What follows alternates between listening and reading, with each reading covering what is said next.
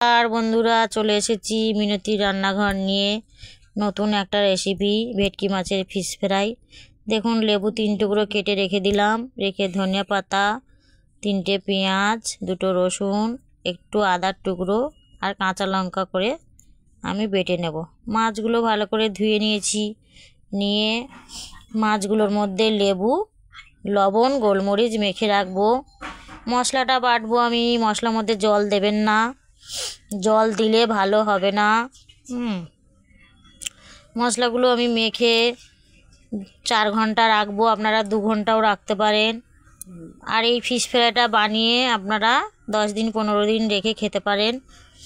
দেখুন আমি এবার মাছের মশলাটা মেখে এবার একটা পাত্রে আমি বিস্কিটের গুঁড়ো, 3 চামচ কর্নফ্লাওয়ার, গোলমরিচ আর লবণ মেখে রেখে দিলাম। একটা পাত্রের মধ্যে একটু লবণ, গোলমরিচ, 3টে ডিম ফাটিয়ে এবার আমি মাছগুলো একবার করে ডিমের মধ্যে চুবিয়ে নেব। নিয়ে আমি বিস্কুটের গুঁড়োর মধ্যে 1 কোট করে আমি দেব। দেখুন আমি বাঁ হাত দিয়ে বানানো দেখালাম, কেন আমি একা বানাচ্ছি তাই আমার 2 হাত দিতে হলো। এই ফিশ ফ্রাইটা খেতে দুর্দান্ত লাগে। দেখুন এরকম সাইজ করে নেবেন, সাইড থেকে চেপে চেপে। ফিশ ফ্রাইগুলো আপনারা গরম গরম ভেজে কাসুন্দি দিয়ে পেঁয়াজ দিয়ে খেতে পারেন, খুবই ভালো লাগে গরম গরম ফিশ ফ্রাই বাড়িতে।